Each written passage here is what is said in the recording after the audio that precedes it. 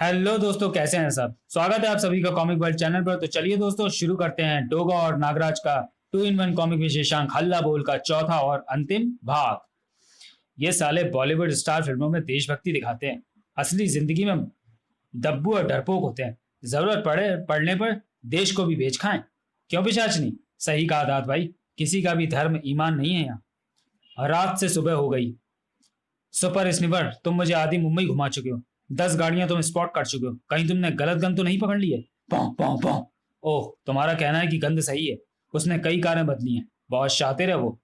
दाद भाई को अपने कानों पर विश्वास नहीं हो रहा था। हाँ दाद भाई, आपके सभी फरमाबरदार आदेश मानने से इनकार कर रहे हैं। उनका कहना है कि आज वो सभी एक इज्जतदार जिंदगी बसर कर रहे हैं। वो दोबारा अंडरवर्ल्ड की गंदी नाली में नहीं देखना चाहते। पिशाचनी, तूने उन्हें मौत की धमकी दी? अभी नहीं दाद भाई। तो उन्हें बोल कि अगर 1 घंटे तक वो राजी ना हुए तो हर 10 मिनट में एक एक करके मारे जाएंगे। ठीक है दाद भाई, अभी बोलती हूँ।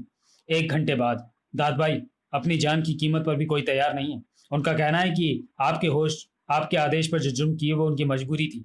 पेट की खातिर नमक का फर्ज अदा किया, लेकिन अब आप एक आतंकवादी हैं। अब आपका आदेश मानना देशद्रोह होगा। ओह, देशभक्ति का कीड़ा काट गया है। पिशाचनी, कहीं तुझे भी तो यह कीड़ा नहीं काट गया? कैसी बातें करते हैं दाद भाई, मैं आपकी गुलाम हूँ। आपके एहसानों को कैसे भूल सकती हूँ? आप कहें तो परमाणु बम फोड़ दूं हिंदुस्तान पर। आप जहां मेरी देशभक्ति वहां। शाबाश, बिल्कुल ठीक कहा तूने। हिंदुस्तान ने नमक तो दिया, लेकिन मिठाई मिली घुसपैठिस्तान से। अब तू उनकी दुखती रग पर हाथ रख। समझ गई दाद भाई। अब मुझे उन्हें उनके परिवार वालों की जान की धमकी देनी है। कुछ ही देर बाद। दाद भाई मुबारक हो, सभी आपके काम को अंजाम देने को तैयार हो गए। आपका काम सही वक्त पर हो जाएगा। ठीक है पिशाचनी, मैं चलता हूँ समारोह स्थल पर। मुझे मौत का मंजर अपनी आंखों से देखना है। तुम मुझसे कनेक्टेड रहना। दाद भाई अपने साथियों के साथ निकल पड़ा। समारोह स्थल जहां पहुंच रहे थे मुंबई के विशिष्ट व्यक्ति अपने रक्षकों के साथ। धन्यवाद समारोह। होटल को शमशान बनाने का नजारा देखने के लिए दाद भाई भी कुछ दूरी पर खड़ा था। दाद भाई, एक प्रॉब्लम हो गई है। अब क्या प्रॉब्लम हो गई पिशाचनी?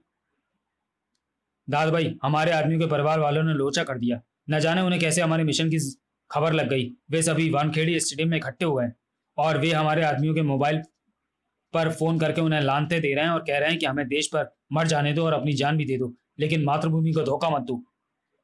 मैं उन्हें मारना शुरू करता हूँ, इन्हें तभी अकल आएगी। अरे रुकिए दाद भाई, हमारे आदमी ने उनकी बात मानने से इनकार कर दिया है। हमारा मिशन जरूर सक्सेस होगा, आप इत्मीनान रखें। अब मुझे कोई बुरी खबर मत देना, वरना मैं इन सभी को खत्म कर दूंगा। इनका आतंक भी कभी नहीं होगा पिशाचनी। इतना आतंक भी कम नहीं होगा पिशाचनी। इससे बुरी खबर पिशाचनी नहीं दे सकती थी। दांत कहाँ है? डोगा। डोगा के कहर से भली भांति वाकिफ थी पिशाचनी। पिशाचनी, डोगा, दाद होटल ताज के पास कहीं है। आज फिर होटल ताज में होने वाला है नरसंहार, ठीक 1 घंटे बाद। 1 घंटे बाद होटल ताज में। आप सभी सिक्योरिटी गार्ड्स अंदर क्यों आ गए? हमें आप सभी को मारने का हुक्म मिला है। बैंकेट हॉल में दहशत छा गई।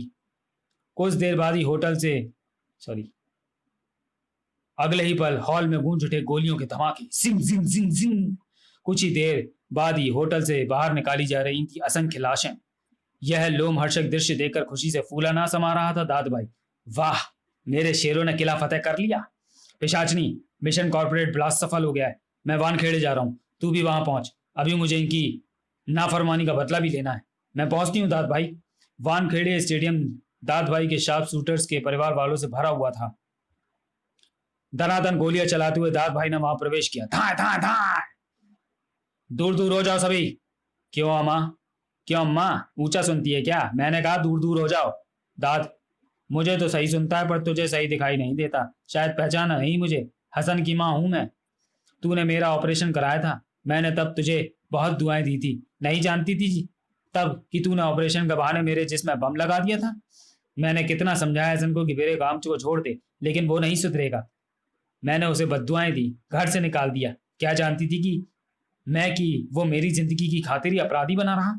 लेकिन अब तेरा नकाब नुच चुका है। हम सभी ने अपने बेटों, भाइयों, पति और पिताओं के लिए अपने बलिदान देने की ठान ली है। आज के बाद मुंबई का कोई नौजवान अपराधी नहीं रहेगा। अम्मा, बहुत भोली है तू। दाद का काम तो हो चुका है। रही मुंबई के अपराधियों और तुम्हारे बलिदान की बात, तो तुम्हारी अंतिम इच्छा मैं जरूर पूरी करूंगा। अब तुम सभी की बारी है। सभी को एक साथ ही उड़ा दूंगा। दाद! शेर की दहाड़ गूंजी थी वहां। बदजात, जिस थाली में खाया उसी में छेद कर रहा है। छेद तो मैं कर चुका हूं डोगा। मेरे आदमी ने हिंदुस्तान की अर्थव्यवस्था को छलनी बना दिया है। हरामखोर, तेरे आदमी कभी अपराधी थे, लेकिन आज सभी हिंदुस्तानी हैं, और हिंदुस्तानी देश को बचाने के लिए शहादत दे देता है। जब मैं ताज होटल पहुंचा, ये सभी मेहमानों को घेरे खड़े थे। हमें दाद भाई ने आप सभी को मारने का आदेश दिया है, लेकिन हम आपकी सुरक्षा गार्ड हैं। हम यह गुनाह नहीं कर सकते। हम अपनी जानें देने को तैयार हैं, लेकिन दाद भाई हमारे परिवार वालों को जान से मार देगा। हम एक दूसरे पर गोलियां चलाकर खुद को मार डालेंगे। आप लोग हमारी लाशें कपड़ों में ढककर बाहर भिजवा दीजिएगा। उसे लगेगा कि हमने उसका काम कर दिया, तो शायद वो हमारे घर परिवार वालों को छोड़ दे। ये सभी अपनी शहादत देने को तैयार थे, और वहां सभी अचंभित थे। तभी मैं इन देशभक्तों के बीच कूद पड़ा। नहीं, कोई अपनी जान नहीं देगा। कोई मरेगा तो वो दांत मरेगा। सभी मेहमान अपने शरीर पर टमाटो केचप डाल लें। सभी को शव की तरह होटल से बाहर निकाला जाएगा। आप सभी गार्ड्स प्लान के अनुसार विजेताओं की तरह गोलियां चलाते हुए बाहर निकल जाएंगे। उसके बाद आपके परिवार वालों को बचाने का उपाय हम सब मिलकर करेंगे। फिर वही किया गया। दाद, जिन शवों को तू अपनी जीत समझ रहा था, वो तेरी सबसे बड़ी हार थी। दाद कभी नहीं हारता डोगा। अभी भी दाद के एक इशारे पर यहाँ मौजूद 7,000 हिंदुस्तानी मारे जाएंगे। आतंकवाद का सबसे बड़ा नरसंहार होगा अब यहाँ। हम सभी मरने को तैयार हैं दादा। दाद, आखिर हिंदुस्तान के मुजरिम हैं, सजा के हकदार हैं, लेकिन आज हम तुझे अपने साथ लेकर मरेंगे। ठहर जाओ, जो जहां है वहीं रुक जाए। खाए खाए। आप पिशाचनी, देख कितने दिलेर हो गए थे धारावी के कीड़े। मैंने इन्हें दौलत दी, इज्जत दी, आज ये गद्दार मेरी ही जान लेना चाहते हैं। अब तू भी देखना इनकी मौत का अंजाम। अब यहाँ होंगे 7,000 धमाके। दाद भाई ने मौत का बटन दबा दिया, लेकिन धमाके नहीं हुए। ये क्या हुआ पिशाचनी? धमाके क्यों नहीं हुए? क्योंकि पिशाचनी ने तेरे कंट्रोल रूम में तेरे इस कंप्यूटर प्रोग्राम को करप्ट कर दिया दाद। यहां आते ही इसने मुझे अंगूठा उठाकर संकेत दे दिया था। तेरे नरक की सबसे बड़ी गद्दार और हिंदुस्तान की सबसे बड़ी देशभक्त पिशाचनी है दाद। इसी ने मुझे तेरा सारा प्लान बताया था। जब मैं सुपर स्निफर की मदद से व्हाइट हाउस पहुंचा तो ये बहुत परेशान थी। समझ नहीं पा रही थी कि कैसे तेरा मिशन कॉर्पोरेट ब्लास्ट ध्वस्त करे। डोगा, मैंने सभी सिक्योरिटी गार्ड्स के परिवार वालों को वानखेड़े स्टेडियम में एकत्रित कर लिया है, लेकिन इन सभी की जान बचाने का तरीका मुझे समझ नहीं आ रहा है। मैंने दाद को रोकने की बहुत कोशिश की, लेकिन सफल नहीं हो पाई हूँ। मिशन कॉर्पोरेट ब्लास्ट को तो मैं असफल कर दूंगा, लेकिन इन सभी की जान का खतरा बना रहेगा। मैं उसके कंप्यूटर प्रोग्राम को करप्ट करने की कोशिश कर रही हूँ डोगा, लेकिन इसमें मुझे समय लग सकता है। मैं तुम्हें समय देने की पूरी कोशिश करूंगा। अब दाद भाई का क्रोध चरम सीमा लांघ चुका था। सभी को गोलियों से भून दूंगा। पुलिस भी आती होगी। कुछ लोग स्टेडियम के बाहर जाकर पुलिस को रोको। डोगा भी तैयार था। तैयार थे डोगा 11 के कैडेट्स भी, और हिंदुस्तान के देशभक्त सिक्योरिटी गार्ड्स भी। दाद भाई,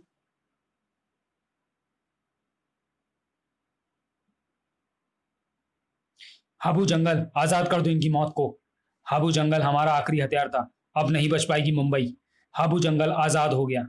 इंसानी रक्त इसमें शैतानी शक्ति भर देता है। अब इसके कहर से मुर्दों का जंगल बन जाएगी मुंबई। ये क्या भला है? सिक्योरिटी गार्ड का शरीर लकवाग्रस्त होकर गिरा। हाबू जंगल द्विगुणित हो गया। कुछ ही देर में वानखेड़े के मैदान में लगा था लकवाग्रस्त लोगों का ढेर, और हाबू जंगल मौत का दानव बन चुका था।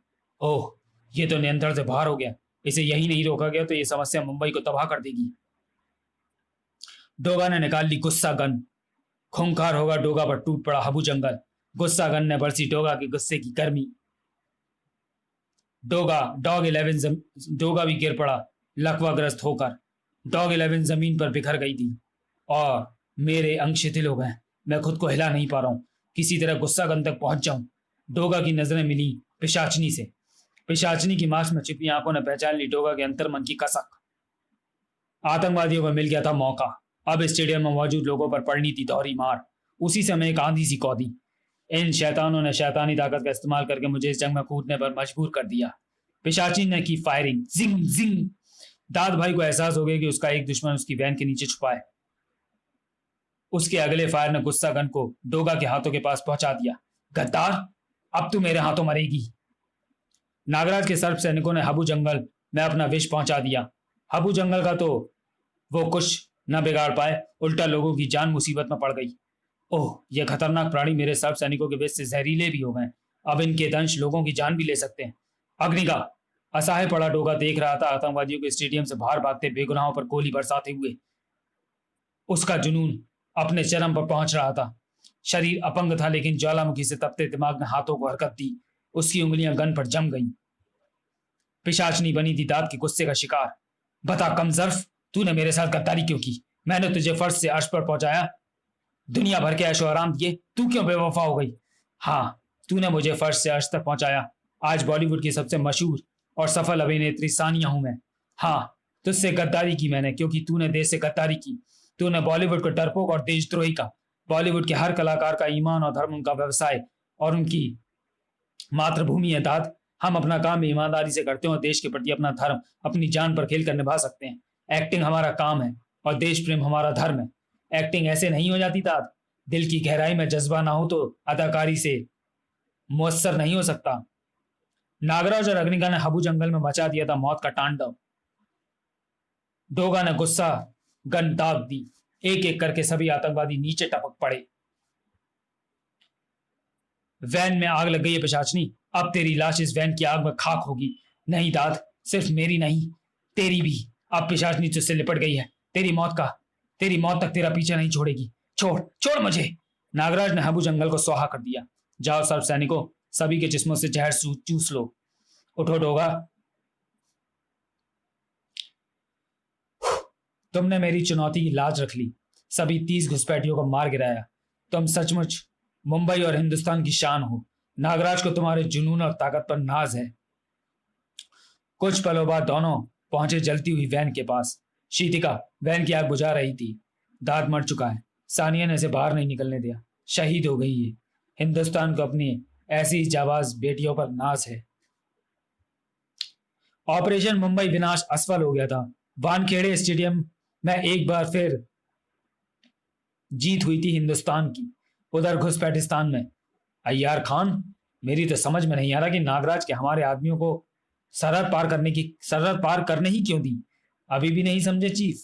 नागराज जानता था कि मुंबई में डोगा है। नागराज हमें दिखाना चाहता था कि अगर हमने उसकी गैर मौजूदगी में भी अपने आदमी आतंकवाद फैलाने के लिए मुंबई भेजे तो उन्हें डोगा फाड़ डालेगा। नागराज और डोगा जैसे धुरंधर घुसपैठिस्तान की जमीन पर पैदा क्यों नहीं हुए? अब हम क्या करें? अपनी जमीन को हम ही लोगों ने तो नापाक कर डाला है। नापाक जमीन पर कैसे पैदा होंगे ऐसे नरक नाशक और रात के भक्षक? अब अपने सभी ट्रेनिंग कैंप बंद कर दो चीफ। आतंकवादियों पर